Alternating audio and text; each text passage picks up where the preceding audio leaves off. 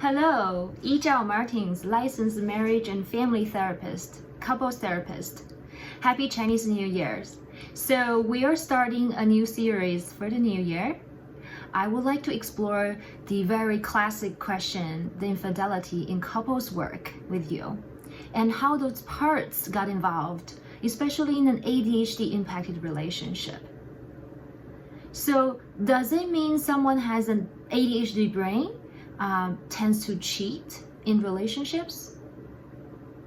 Not necessarily. It's a very complicated issue. I can see some people think, well, ADHD means you're impulsive. That means that you have a hard time controlling your impulses and urges. That means you're a cheater. Well, maybe. Well, let's first look at the 3 subtypes of ADHD, shall we? The first type is called the inattention subtype, which means, well, most of the ADHD symptoms that fall into the subcategory of inattention. For example, someone with the inattention subtype might have a hard time concentrating on tasks, and they get distracted easily, so they cannot complete their work or homework. That they get distracted in the conference, they cannot pay attention to what's being talked about. The second subtype is the hyperactive, impulsive subtype.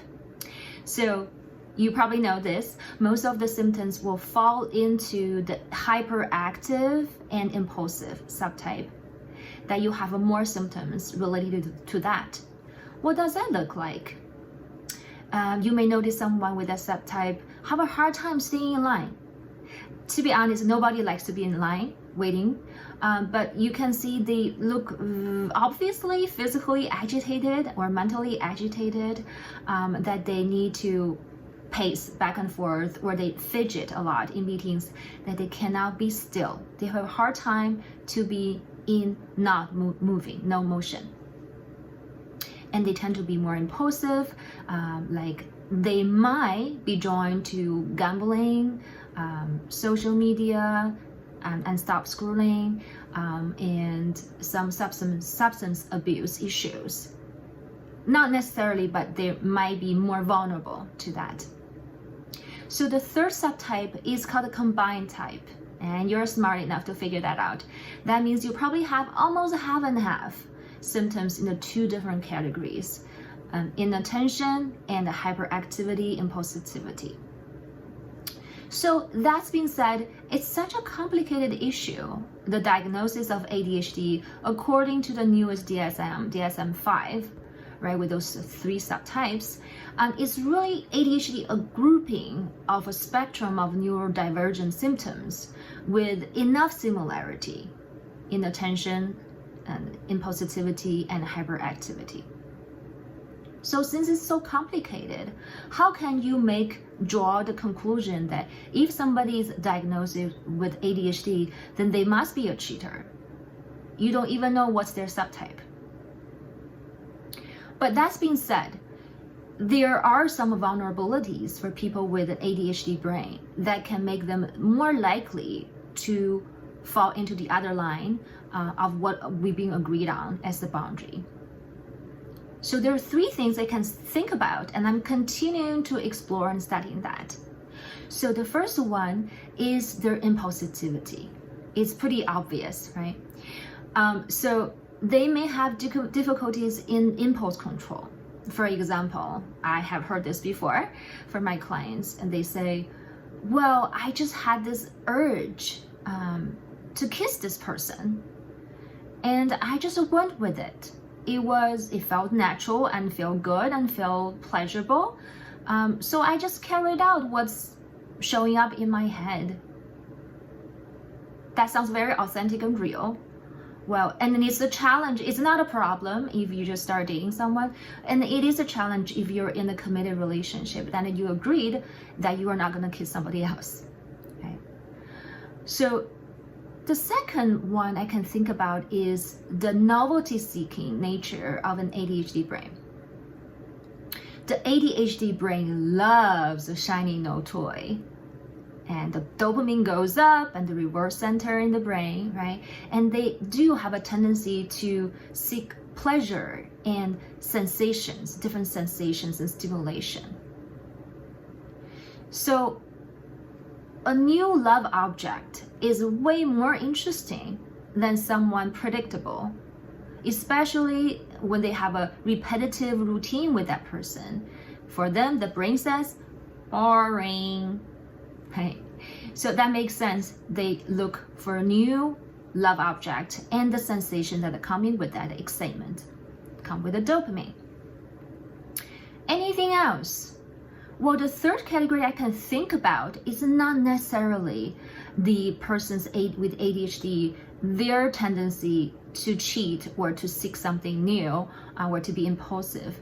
It has more to do with their hyper focus and poor planning skills and organizational skills sometimes leads them appear to be not caring, not paying attention to their partner after the initial exciting period passes, the honeymoon period passes, when things start getting more routine and repetitive. So they may lack the initiative to make initiation of contact with their partner by checking in on them with text and messages, or actively plan some dating activities with their partner. So their partner tend to feel, well, I'm being ignored, they don't care about me, they don't love me enough, or maybe they have somebody else that gets their attention now, where I'm not good enough, right? Those are the partner's parts that need to be worked on. But that show up as the same thing. They may start to think their partner with ADHD are not being loyal. Well, the reality is most of the time, they're just not thinking about it and they are hyper focused on something else. It could be work, hobbies, and friendships, anything, but not that relationship. So that's being said, it's such a complicated issue that worth exploration. And I want to differentiate two groups of concepts. So when you talk about infidelity, if you look it up online, it shows up with many different ways to describe it. Cheating, adultery, affairs, transgression, infidelities, right?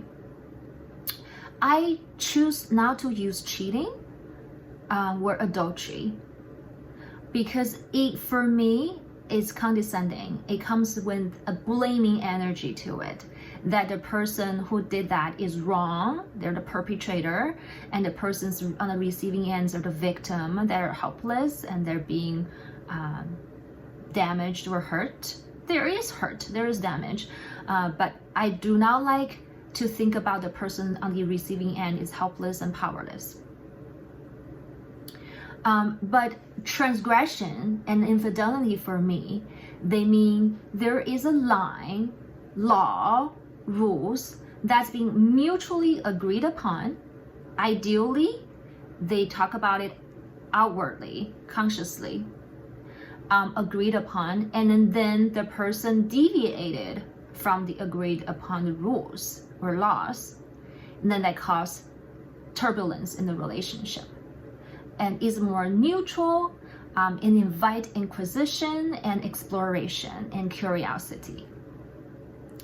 So in the next couple of sessions, I would like to explore each subcategories of those transgression that I see that's related to a relationship that's impacted by ADHD. But next week, we are going to take a mini pause because it's Valentine's Day, and we'll do a recording for a special Valentine's Day edition on love and commitment. So we'll pick back up on this topic of infidelity and transgression in ADHD impacted relationships on the week of February 21st. I can't wait to talk about that with you.